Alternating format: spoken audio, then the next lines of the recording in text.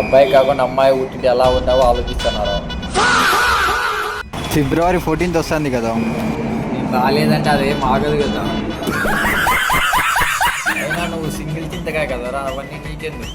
మనకు కానీ ఒక లవర్ ఉంటే బాగుండురు. మనకు కాదన్నా. February 14th మనకి ఫ్లేవర్స్ చేయాలంటే ఏం చేయాలరా? 13వ రాత్రికి ఊరేసుకొని చచ్చిపో. 14వ తారీఖు పొద్దున అందరూ మీ ఇంటికి ఫ్లేవర్లు పట్టుకొని వస్తారు. లవ్ చేసి ఏం చేస్తావురా? పెళ్ళి చేసుకుంటావు. ఓ మై గాడ్, అట్లయితే మీ ఇంట్లో కుక్కర్లు డ్రమ్ములు రెడీగా పెట్టు.